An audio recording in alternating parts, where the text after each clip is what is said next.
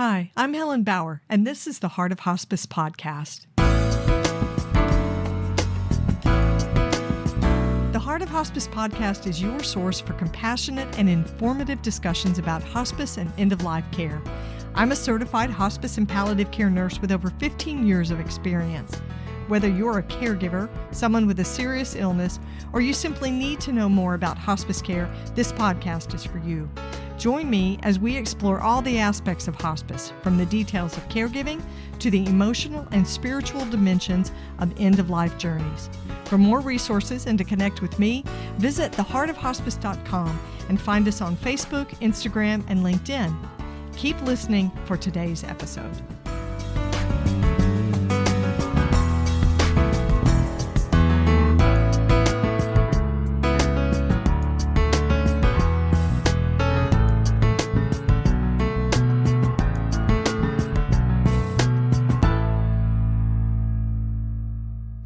This is the Whole Care Network.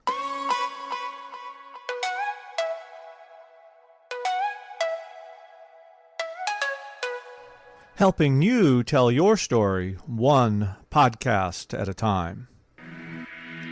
Content presented in the following podcast is for information purposes only.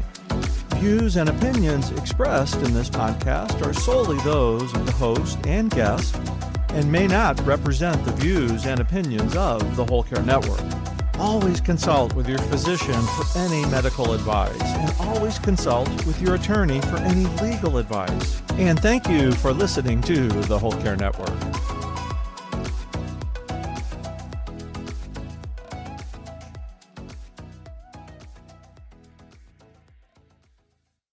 This special episode of the Heart of Hospice podcast, in collaboration with Stanford Health Care, is being sponsored by Kensington Senior Living. Kensington has senior communities in California, Virginia, New York, and Maryland, bringing the highest quality senior care to America's most sought-after locations. Kensington focuses on relationship-based care, built on the foundation of their promise to love and care for your family as they do their own. Visit KensingtonSeniorLiving.com for more information. This episode of The Heart of Hospice is being sponsored by Care Boss, the latest book by Jennifer O'Brien. Care Boss is the book that reminds family caregivers that they are the CEO of their loved one's care. Jennifer has served in healthcare leadership for over 35 years and was also the personal caregiver for her parents and her husband. Care Boss is written to empower caregivers, but it's more than just a book. It's a workbook and organizational tool as well. Check it out at jenniferaobrien.com. There's a lot to unpack in this interview with today's guest. Sheralin Samuels is a caregiver for her mom who was diagnosed with early onset Alzheimer's disease while in her 50s. As part of the Stanford series, we would be remiss if we didn't share a caregiving story. Caregiving is a major part of end-of-life care. Caregivers who are supporting someone with an end-stage neurodegenerative disease are dealing with unique challenges. Caregivers are a vital part of the interdisciplinary team, and they always deserve a seat at the table and in this series. Sheralin Samuels is a sandwich caregiver, acting as the CEO, the Chief Everything Officer for her mom, Carlys. Sheralin works as a medical assistant at her job while raising 2 kids and taking care of all her mom's needs. Sheralin's mom was in her 50s when she was diagnosed with Alzheimer's disease, and Sheralin was in her mid-30s, raising her children, working her job. They've experienced all the ups and downs of caregiving, including a year on hospice care and a move into a memory care facility. Sheralin is so passionate about advocating for people dealing with early onset Alzheimer's disease, so much so that she's creating some YouTube videos to support other caregivers who are having the same experience. You can check the show notes of this episode for the link to her YouTube channel. You're going to want to listen all the way to the end of this episode. Sheralin is sharing some really personal stuff about her experience. She's talking about some of the symptoms that led to her mother being diagnosed with Alzheimer's, some symptoms that seemed pretty obvious but really weren't. Her mother's age created a problem for diagnosing the Alzheimer's. You know, the medical team saying it was too early to be an Alzheimer's disease, and led to her being prescribed medicines that were not helpful. Sheralin shares some of the struggles she's facing now as a caregiver for someone with Alzheimer's, emotionally and physically taxing. Sheralin also shares what she loves about being a caregiver and how it's changed her life in a positive way. She also shared with me that she's attending a support group through the Alzheimer's Association to help her manage her caregiving experience and all the emotions that come with it. She equates her experience as a caregiver with the game Jumanji. And you got to hear the description she gives. It's dead on, a little funny, but it's pretty dark, and she realizes it. She also has some great advice for people who are starting out as caregivers for people with Alzheimer's disease. So I hope you listen to this whole one. I hope you have time to listen to this whole episode. Sheralin's story is really valuable. There's a lot to learn.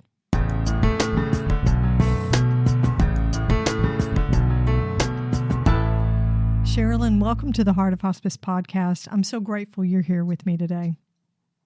Thank you for having me. It's a pleasure and honor. Excited about the conversation.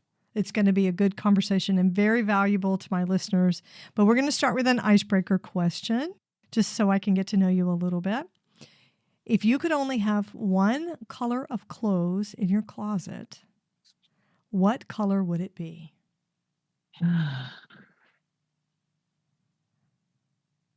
Just one. I would go with yellow. Oh, yeah. That's such a happy color. I like that. Yes. Bright, happy, for me, very spiritual color. But yeah, I think of yellow, makes me smile. I love the sun. I love everything bright. It cheers me up. So yellow, definitely. Very good. I was watching your face when you were thinking about this, and I thought, she's going to say it's not good to limit to only one color. You want to have all these different colors. I was like, dude, is it just one? I thought of two, but I picked yellow. What was your backup? What was the other one? Purple. Perfect. Mm-hmm. Perfect. I like it. Well, we are going to be talking about some very serious topics today. That's why I started with a light question, but we're going to be talking about some hard stuff today. And it's important to have these conversations about caregiving. And you have a pretty unique story. Unfortunately, there are 55 million unpaid family caregivers all across the United States who are doing the same job that you're doing in one form or another. But your story is pretty unique. So I want you to introduce me to your mom and tell me how you got started caregiving. So my mom's name is Carlys, Carlys. Carlys. She is a very strong single mother of three, hardworking, has always been a caregiver herself, worked with the elderly, enjoyed that. And just randomly one day, about 2012, when we go back and we once we get these diagnoses, we think, when did this start? When can I think back of where I call it the weird space? So things kind of got weird about 2012. She was at work and she fainted. She didn't know what happened, ended up in the hospital, couldn't figure it out. Thought it was a stroke, maybe, maybe not. But from 2012 on, things kind of just got weird. She got depressed, what we all thought was just a major bout of depression. She started forgetting things, saying things like, "Oh, well, I'll come over to your house, but I don't know which bus to catch. Can you tell me which bus to catch?" And I'm like, what are you talking about? Like, saying the most meanest things. Like, are you crazy? Are you losing your mind? Like, never mind, forget it. Just a lot of anger and things like that. Time passes, 2018-ish, 17, 18, she starts to get lost, not able to find her way to and from regular places. But from the outside looking in, just being a busy person, mom, working, married, trying to figure life out. I couldn't understand, like, Why are you giving up on yourself? What's going on? There's not that much sadness in the world. I would say things like that to her. There can't be that much sadness in the world. Like, aren't you doing therapy? Like, what's wrong with you? Just really mean things. Um, so we did mental health rehab, um, all types of things to try to figure out how to help her. Uh, and then after the second round of the mental health rehab, uh, one of the workers called and she said, "Hey, I wanted to talk to you about your mother. I don't think what we're seeing here is mental health, which she was being treated for was schizophrenia. Um, she may have dementia." And I said, what are you talking about? Yeah, she was just standing in the day room and she just wet her pants. She was just standing there. She had no sensation. Like they saw that she had no idea this was happening. And then when they brought it to her attention, she argued, "I didn't do that. That can't be possible. What are you talking about?" And so we're thinking maybe, I'm in healthcare. Maybe it's a UTI. UTIs can make your brain go loopy. So like maybe it's a UTI and we missed it. And she's just been so neglectful of herself that has to be what it was. So hospital, ER, no UTI, sent us to specialists. And we started that journey with neurology, neuropsych, and everyone's saying at the time, no, she's in her early 40s or her late 40s. That's not possible. My books say this, the books say that. Not possible. She's too young. Look at her. Let's do this MOCA screening. She's scoring well in this MOCA screening. Let's just watch it for a while. Let's increase her mental health medications and we'll recheck over a period of time. So, um, time goes by, things are continuously weird. She's aggressive. She started collecting things. That's for me one of the telltale signs. I don't know if anyone else has experienced that with dementia or Alzheimer's, but she started to collect things. So she would carry a bag around with her when she would go from my house to another place that she was staying, and she would pick up any and everything and just put it in her bag. And I noticed things started coming up missing, and I'm asking her, "Can I check your bag? What do you think I'm stealing?" Now we're arguing. And I said, "Well, can I just take a look?"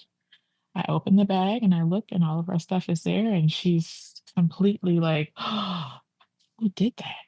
Like somebody setting her up. And again, I have no idea what dementia is. You hear about people being senile, dementia, forgetful, but you don't put too much thought into what that actually means. Uh, and so over the course of, I want to say, 2 years, we had a rapid decline. She got lost, um, and was found in the middle of the street, laying down crying because she just didn't know what to do. She was just scared, didn't know where she was, had lost her cell phone. I hadn't spoken to her for about a week because I was calling her and she wasn't answering. Um, so here we are now. We're back with neurology, and they're saying, "Wow, her scores have dropped significantly. This can't be right." Testing, had another person come in, revisit, got worse. Forget what the scores were, but they were really low, like 10, 11 on the MOCA test. So then we end up with our journey across the water at Stanford and neurology there, and going through the process of elimination of what else could it not be, what could it be. And then finally, I want to call it hardcore diagnostics, where we're at the spinal tap, we're at the CT scan, MRI situation, even EEGs to check for like seizure activities. And it was determined that she did for sure at that point have full blown Alzheimer's, confirmed by the spinal tap. Um, that was mind blowing and a lot to process. And so naturally, we go to Google, we do our searches, try to put a timeline together, and just went down a rabbit hole of information and realized that with myself and the care team that we had at the time, that her psych meds and the high dosage that she was on, or cocktail of things, had we not gone that route, she would have still had the Alzheimer's, but it would not have ever progressed as fast as it did. So those medications were eating away at the good parts of her brain and progressing that disease faster. Of course, you can't stop cold turkey. So had to eliminate what we could, process of elimination, and just titrate down until certain meds were no longer. At this point now, I'm like, how much time do I have? Yeah. That's the next question. How much time do I have? How many years does this last? When did this truly start?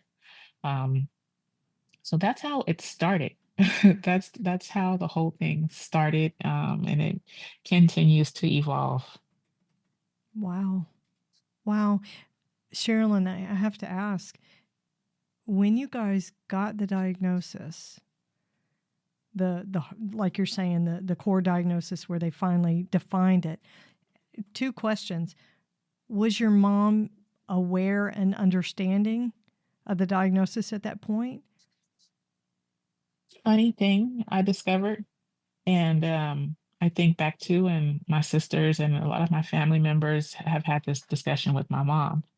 Um, we believe that she knew, um, but chose to keep it quiet because she knew what dementia was. Mm-hmm. And maybe she thought that she had more time to sit with that and digest it. Um, but she knew that she had this going on, and or was leaning that way, because she would always say things like, if something ever happens to me, make sure that you donate my brain to a teaching institution or something, or people can study my brain.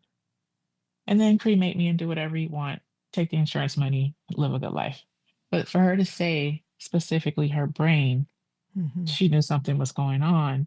And then we found pamphlets about memory loss. And I was able to get into her medical record at this point, being her power of attorney. And I looked back at things that she was talking to her therapist about.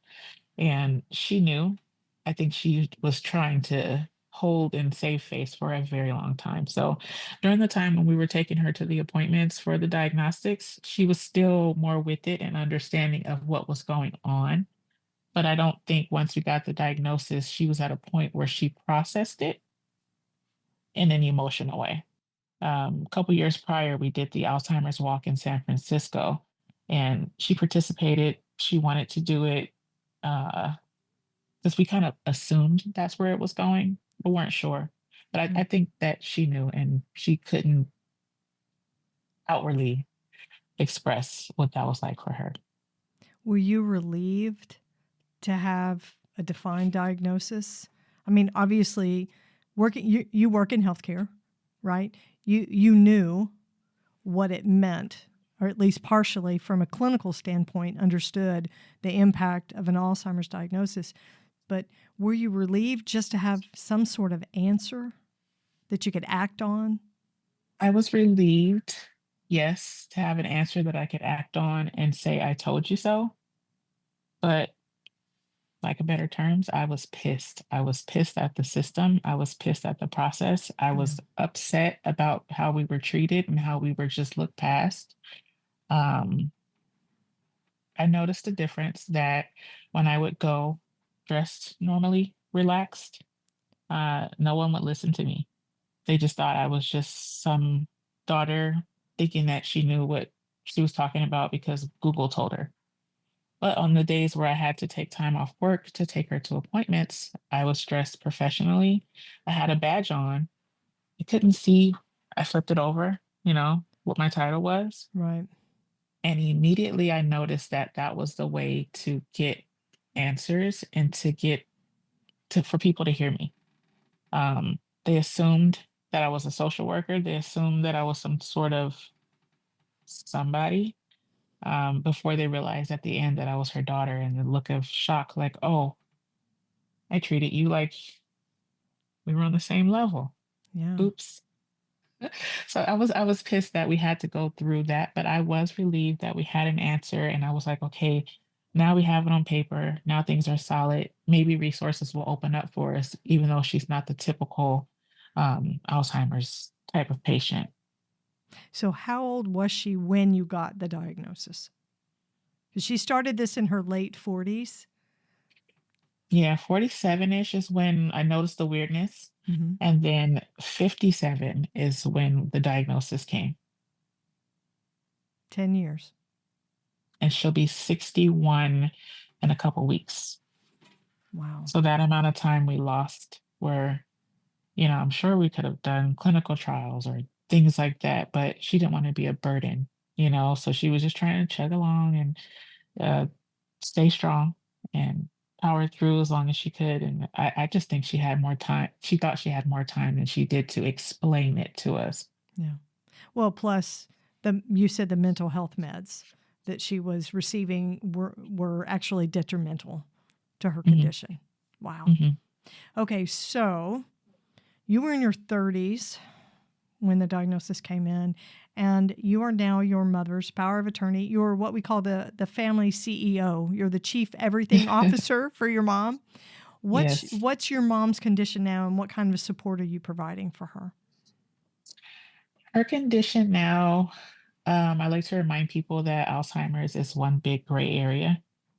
It's ups and downs, peaks and valleys, spikes like an EKG. She is stable. She had a long journey so far.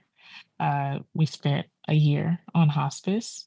She graduated out of hospice, but she's stable. She is in a memory care, very nice memory care facility. And so that allows me to reset my life, because as we're going through all these years, I'm working, I'm taking care of kids full time.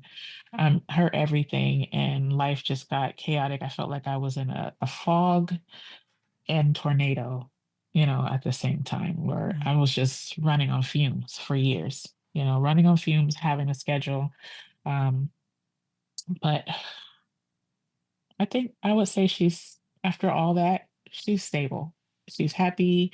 She's comfortable. She is thriving. That's what I like to say at this point. She's thriving. We're on a plateau right now. So she's doing well. I wish my listeners could see the smile on your face that came when you said that. There was so much joy in knowing that she's having some quality of life. So nice. Yes. I hope you're enjoying this episode. We're going to pause for just a minute. My guest has more to share. The Heart of Hospice podcast is proud to partner with Stanford Health Care to bring you this special 4-part series sponsored by Kensington Senior Living. Kensington focuses on relationship-based care built on the foundation of their promise to love and care for your family as they do their own. With communities in Northern and Southern California, Virginia, New York, and Maryland, they're working to provide the most loving and expert care in a comfortable setting, bringing the highest quality senior care to America's most sought-after locations. Caregiver Susan Evans shares how a move to a Kensington facility affected her family. I was first introduced to Kensington in 2015. Our family made the difficult decision to move my father to Kensington in Northern California. Moving my father to Kensington was the best decision and hardest I have ever made. My father was happier, more content, and definitely less agitated. Kensington Senior Living gave my parents their relationship back and gave me the quality time back with both my mother and father. Kensington weaves heartfelt professional care into the everyday lives of residents. They offer a wide range of services and amenities so residents can live securely, unburdened, and well attended in a beautiful community they're pleased to call home. For more information, visit kensingtonseniorliving.com. This episode of The Heart of Hospice is being sponsored by Care Boss, the latest book by Jennifer O'Brien.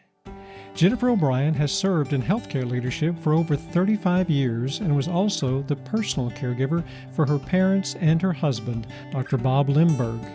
She is the author of The Hospice Doctor's Widow, an art journal of caregiving and grief. Care Boss is her latest book, and it's more than just a book. It's a workbook and organizer that enables family caregivers to lead their loved ones' care sensitively and effectively. Jennifer writes with compassion and hard-earned wisdom, and readers will appreciate the empowerment and camaraderie they find in the pages of Care Boss. Care Boss reminds family caregivers that they are the CEO of their loved one's care. You can find Care Boss at your local indie bookstore or on Amazon and on Jennifer's personal website at jenniferaobrien.com. So, you are a sandwich caregiver. You've got, what, 3 kids? Two. 2 kids. Well, 3 if you count the cat. Oh, I have a dog, so yes, I would definitely count the cat. Yeah, because you're the food provider, you're the person who watches for their health, absolutely. And then on the other side of the thing, the caregiving journey is your mom. So you definitely are doing sandwich caregiving. What challenges you most as a caregiver? What do you struggle with? I struggle with guilt of thinking back, just guilt of being a young teen, a young adult, young parent, um, all the I know it all. I'm gonna say like snappy smart things. I struggle with the things I can't go back and say now that I'm older. Mom, you know what? You were right. I'm sorry. I can say those things to her, and I do say those things to her, but in a way where she can give me something back, like, oh, it's okay. I can see it. She communicates with her eyes, very expressive. But I struggle with the time that we took for granted. And I also struggle with the fact that I'm in a constant state of this is just not fair, you know? Um, my son, who's 17, he grew up with his grandma, and then all of a sudden, she's ripped from us in a meaningful way where she's here physically, but she's not the same person. Yeah. So it's a challenge that she won't be there to cheer on graduation. She is very limited in what we can take her to do because of overstimulation. Mm-hmm. And I just struggle with the fact that it just doesn't feel or seem fair for her of all people. Not that anybody deserves it, but like for her to have to go through that. Yeah. A lot of grief. It's the long goodbye is what they call it. So I'm struggling with the long goodbye every day. Yeah. It's anticipatory grief. Constant. Yeah, to say that prolonged goodbye day after day to little pieces. Yeah, little possibilities. Or to sit and when the phone does ring from the health facility, it's usually just a prescription thing or, hey, can you help us get this thing from the doctor's office? Mm-hmm. But the way your heart drops when these people call you and they don't get straight to the point, it's a struggle every day. It's a struggle, because I'm waiting for that call, like I'm like, any day, anything could happen because it's a gray area, Yeah. Yeah. It's a troublesome situation. And one day there's going to be a phone call, or there have been phone calls where the news is bad and the decisions are hard. Yeah. What do you love about being your mom's caregiver? I actually love that although we've had these challenges, it helped me reset and really slow down and appreciate life, appreciate time, appreciate sitting outside in complete stillness and listening to the birds. I enjoy that. It's made me more aware of how important family is, how important it is to create memories. Do you feel like it's just generated a feeling of gratitude for your health? Yeah. Yes. Yeah. Yes. Yes. And just reminders to my friends and my family and, hey, tell your kids you're proud of them or Tell your parent that you love them, or take them a flower, even if it's just one. Just the little things, sit and talk to your parent about how they grew up. Pick their brain, Yeah. just hang out, and I I try to coach people into appreciating their time because our parents, they frustrate us. Well, sure, sure. So Yeah. I was listening to what you were saying about you. There were times you felt like you spoke unkindly to your mom. I deal with the same thing. My mom has dementia, and I get impatient, and sometimes I'm like, "That's just crazy. What are you thinking?"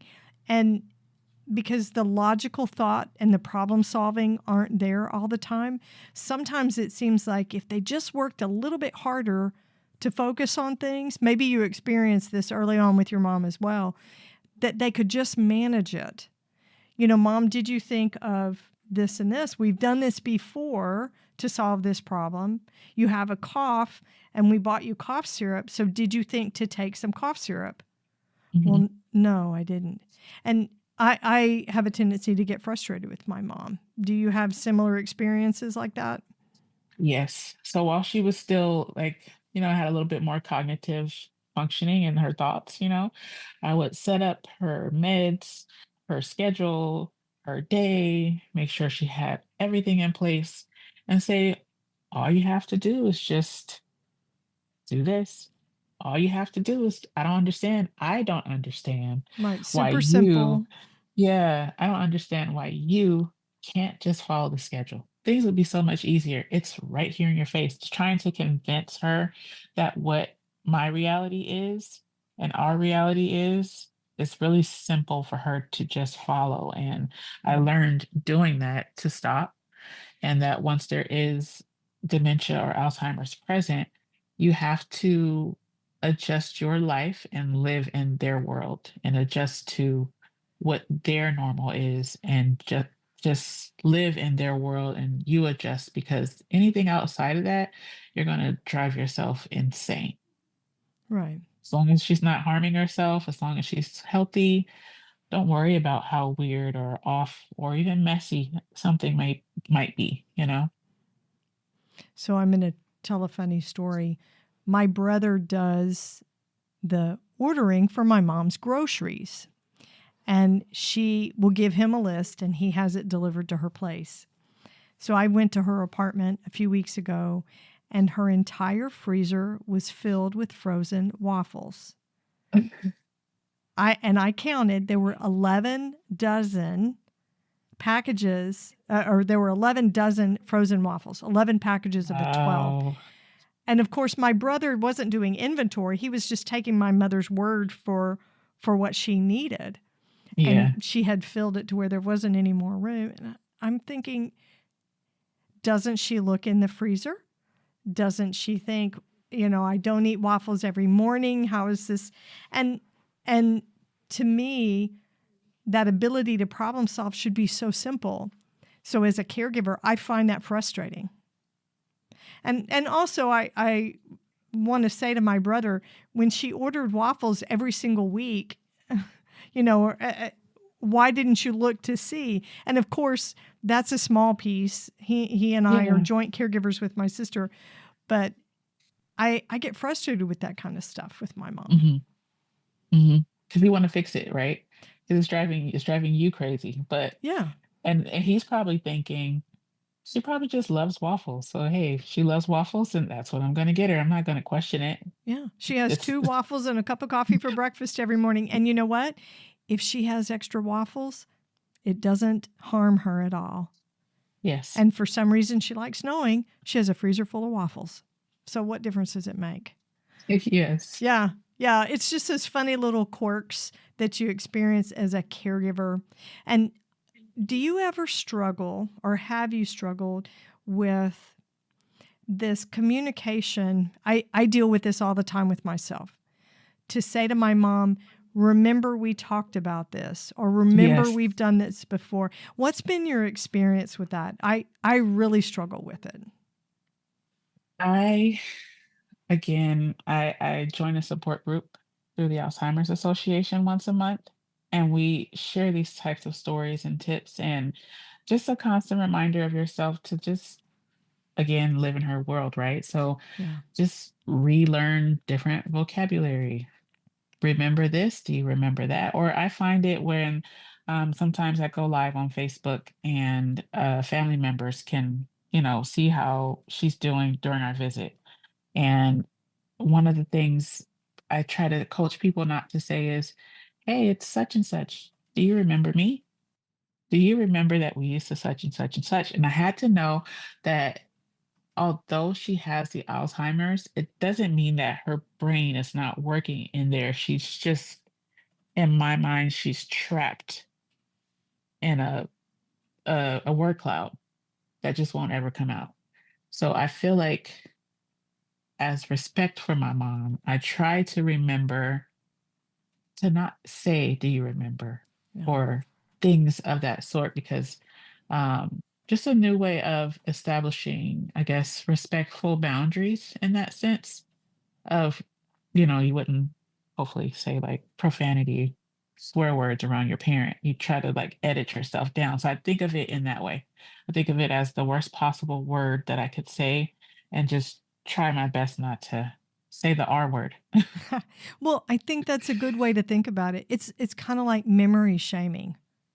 Yes. Constantly reminding them, why can't you remember? Don't you remember? Do you remember? When in fact we already know they don't. Mhm. There are holes in the memory. Yes. So that's a Yes. beautiful way of thinking about it. Not using the R word. I think that's good. I like that. Okay, Yeah. so let's treat this like a job, which is really what caregiving is a lot of times. If you were going to write a job description for the job that you're doing as caregiver for your mom, what would it say? It would say, um, caregiver needed, must be reliable, an early riser, flexible, patient, kind, um, fun, love music, dancing, and be familiar with the movie Jumanji. So why the movie Jumanji?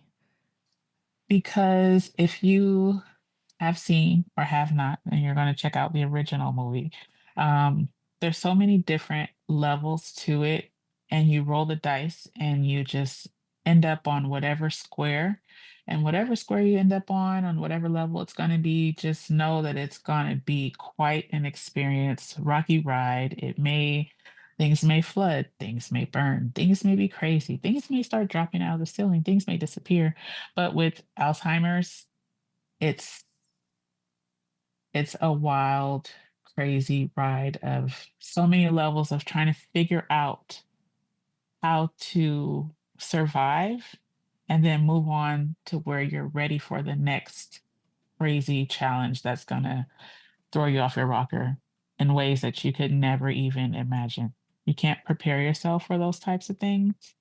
Um, it gets wild. It has been a wild ride. Yeah. Yeah, I Mhm. I absolutely love that imagery because Jumanji, I remember watching it when my kids were younger. It scared the crap out of me. Yeah. Yeah. The monkeys that chase people, um, the animals that came alive, the hunter. Remember, there was a The safari hunter. hunter that would try to kill you. I feel like that's the Alzheimer's. The Alzheimer's is the hunter that no Yeah, matter what level you're on, he's he's there. always there trying to get you. Like he's always there. Yeah, So always a yeah. threat. Yeah, and Mhm. and every time you roll the dice, wherever you landed, there was some sort of hazard. There were vines that were going to come up and grow and choke you. Yeah, yeah, Mhm. that's the perfect. That is the perfect description. Absolutely. And the fact that we can think about that and chuckle, I So know, right? Because from yeah. the outside, anybody who hasn't dealt with this, they would say these two ladies are nuts because this is It's not not funny. funny. Yeah. It's not funny because on the flip side of the jokes and talking about it as if it were a movie or a funny game, these are our parents. This is these are the women who birthed us and who have known us since we were born.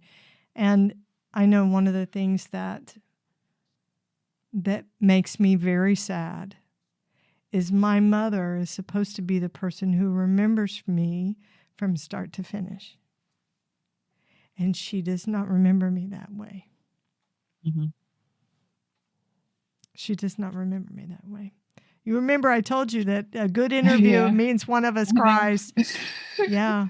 And she is the Yeah. person who's supposed to be my memory keeper. And now that role is reversed, and I am the keeper of her memories for her. Mm-hmm. Yeah. So we make jokes so that we survive this, and we thrive in it. Yes. We thrive in it. Yes. Yes. So if you were going to sit down and talk to somebody who was starting out as a caregiver for someone with early onset Alzheimer's, Mm-hmm. what advice would you offer to them? I would say, um,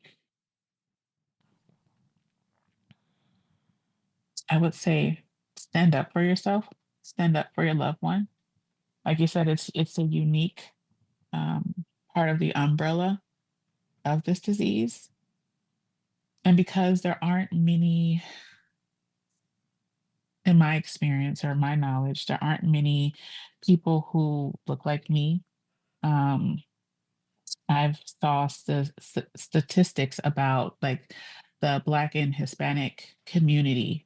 Our women are more susceptible to the disease, but there isn't much research or studies on us for us to be able to reference because we're so hardcore in believing that the medical system is against us and we should not participate in being studied because of things that have happened in history. Yes. And with good reason. With good Mhm, reason. mhm. Yes. I would say explore those options, insert yourself in these trials. Make sure that you are participating so that when you're looking out there for resources, you'll find people who look like you, who may be in the same situation as you, who you can connect with. Um, I would also say that it's okay to be frustrated. It's okay to be angry. It's okay to cry. It's okay to feel like you're going to give up because those are all the feelings that you have to process through to make it.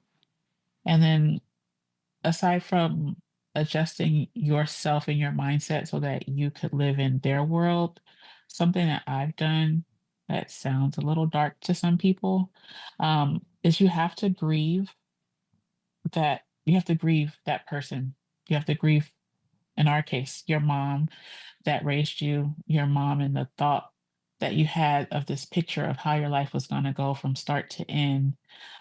You have to grieve that whole person and realize that this person that you're taking care of now is not the same person.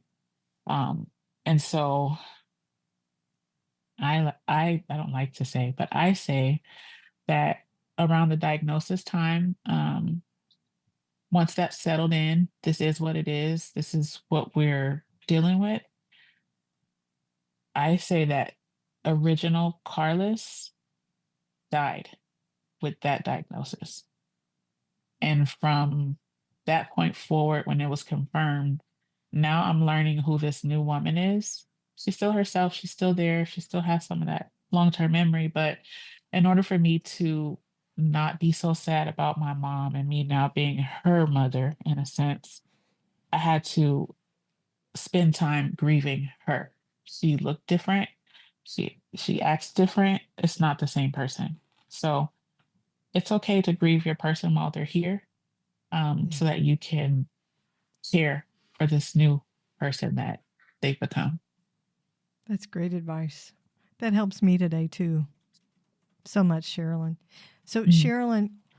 Sheralin, I want to ask you about your YouTube channel. Are you ready to talk about that? Yeah, Let's hear kinda. it. Yeah, Because let's go for it. you're doing some meaning making, and I love it. Yes. So tell me what you're doing with your YouTube videos. I like to say I'm a little OCD, but I've been holding off on this YouTube channel because I am just now realizing that my voice and our story is a gift and a testimony for a lot of people and myself. And so I'm accepting that. And I've created this YouTube channel so that I can um, show and share information with people like me who need information or what to look for. People are always asking, how did you find out? How did she feel? Um, just all these little questions that I've had videos and pictures over the years that I just have. And so I am putting together short episodes of just our journey over time and, um, what my mom looked like, how she grew up, um, the steps to diagnosis, the steps to and through hospice, assisted living, convalescent homes, how it affected me, my children, the family dynamic, um,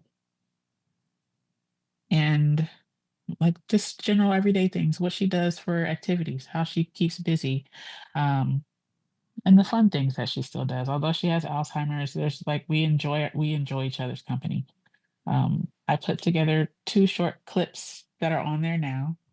And one of the best ones was that Christmas time, I was sitting with her and she doesn't have many words these days. I like to call them catchphrases. But she has these catchphrases that she'll give every now and then. But I hadn't heard her speak in almost a year. And I was talking to her and I'm like, she's looking at me, she's expressive with her eyes. She's looking at me and she's like, Mom, do I irritate you? And she like gives me a nod. And I said, Wait, I irritate you? And then she just lets out like she really meant this to come out. She said, Yes, and she like leaned forward and she made sure that that came out. And I was just so overjoyed and happy to hear her voice because it's been so long. And she was my best friend, like I would call her multiple times a day to just talk to her and talk her ear off and irritate her, but I was so happy to hear her voice. So Yeah. things like that are going to be there. I'm going to try to catch those good moments along with sharing the good, the bad, and the ugly. I like that. I like that. Mhm. So if my listeners want to go in and see the YouTube videos, how do they search on YouTube? It's called Caring for Carlys. Caring for Carlys. Caring for Carlys. And then it's youtube.com/a_daughters_journey. So that's how I named it. A daughter's journey, because it's about my journey, but it's caring for her as well. So Sure. mixing all that in there. Well, I will put a link in the show notes. Okay, I have one last question before we close out because this is a big one. Yeah. Self-care. How do you Oh. practice healthy self-care? What's your favorite healthy go-to self-care habit right now? I live in the Bay Area and we are blessed to have such great landscapes. So I love hiking in the hills of Berkeley, Oakland, but I mostly love the beach. So I'll drive up to the coast. You can get to beautiful beaches 30 to an hour, 30 minutes to an hour drive away in any direction. So whenever I have time, whenever the weather's clever, I get out there and enjoy fresh air. And I love to just sit and listen to nature. So that's my self care. Nice, nice. I'm coming out to visit you. I'm going to hike with Yeah. you. we can definitely hang out. Yes. Well, Sheralin, thank you so much for doing this. This was a courageous conversation. And I'm thrilled and honored that you were able to tell your story here. Thank you for introducing me to Carlys. Keep going with your journey. You're doing a great job. And thank you so much for being with me. I appreciate you for having me and considering. And I'm hoping that this helps a lot of people. So thank you so much for giving me that extra push. And I hope everyone enjoyed listening to our story. Thanks for listening to the Heart of Hospice podcast. Check out our sponsor in the show notes and please leave a rating and review on Apple Podcasts. We would appreciate it if you would share this episode with your friends and family and anyone who needs to know more about hospice. Connect with us on Facebook, Instagram, and LinkedIn. And remember, no matter who you are or where you are in your hospice journey, you are the heart of hospice.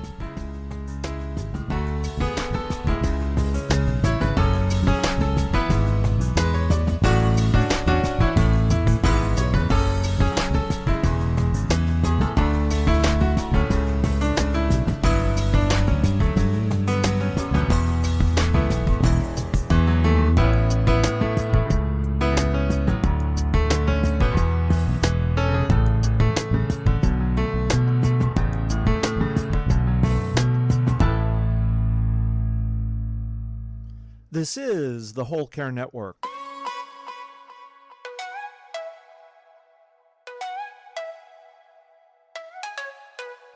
Helping you tell your story one podcast at a time.